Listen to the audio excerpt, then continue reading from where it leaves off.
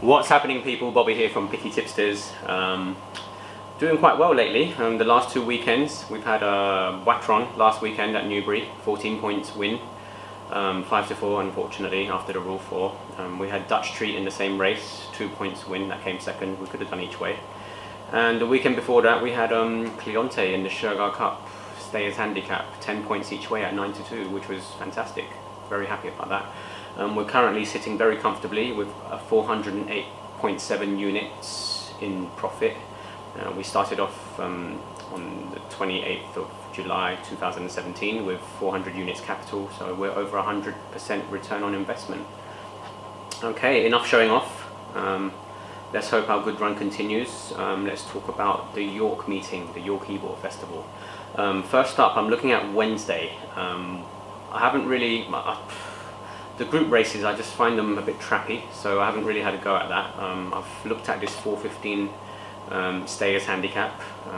I've got my eye on Soldier in action each way. The handicapper has given him a big chance at the weights. He's currently £12 below his last winning mark, which he won at the Goodwood Festival last year off 106. He's carrying 94 now. SDS rode him last 11 days ago in the Sugar Cup meeting, ran a credible fourth, I thought. I think if he runs like that again, he'll go pretty close.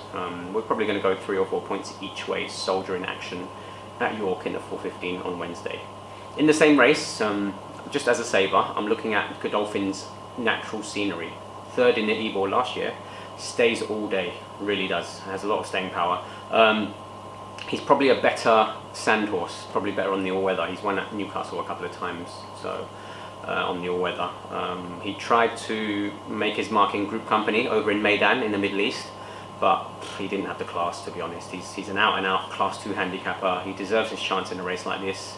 We'll probably we'll use it as a saver because I'm not entirely confident on horses that are good on the all-weather but okay on grass. He hasn't run a proper race on grass yet, so he's a bit of a risky bet, but a saver nevertheless. Maybe 1 or 2 points each way. So that's Wednesday. Moving on to Thursday, I'm looking at the Lowther Stakes in the 155 York. I've got my eye on AP O'Brien's Fairyland. She has high class form, beating Van Beethoven in a listed race, the Marble Hill listed race over at Curragh. And Van Beethoven beat Marie's Diamond, Mark Johnston trained, Middleham Park Syndicate owned, who turned out to be a Group 3 winner. So good sprint form there. Not only that, she came third in the Albany Stakes at Royal Ascot.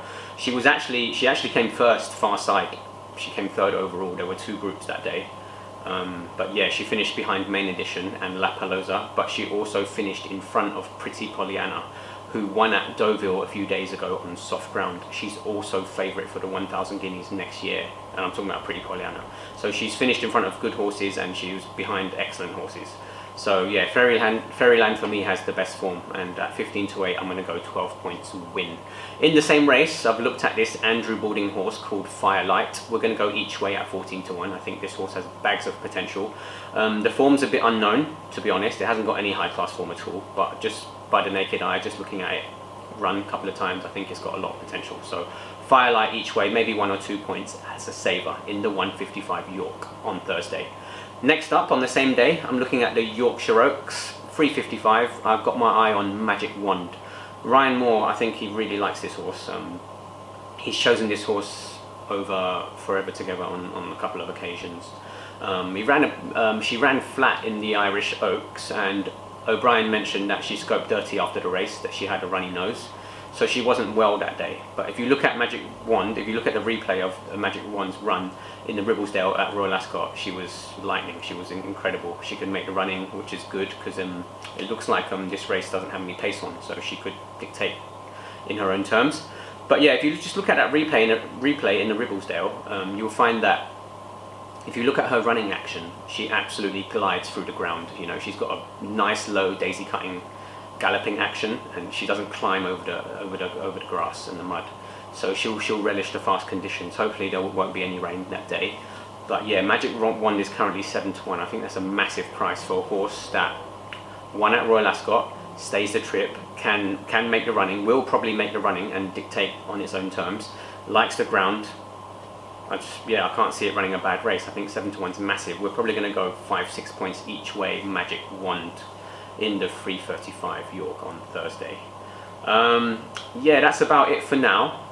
We'll probably talk about some horses on Friday and Saturday, but the final declarations are not confirmed, so I don't want to start going into what I want to back. But yeah, let me just round off this video, a little recap. Wednesday, York 4:15, Soldier in action each way, 3 or 4 points. In the same race, Natural Scenery, 1 or 2 points each way as a saver. On Thursday, the Lauva Stakes, Fairyland, 12 points win. Okay, O'Brien hasn't won this race before, so that's a bit of a negative. However, he doesn't farm his horses for this race in particular, so I wouldn't be too worried about it. And also, as a saver, Firelight each way in the same race. Finally, in the Yorkshire Oaks, the 3:35 York, Magic Wand each way. We're probably going to go 5-6 points on that one. Okay guys, good talking to you. Good luck in the York Festival, and I'll speak to you again maybe Thursday evening or Friday morning. Peace.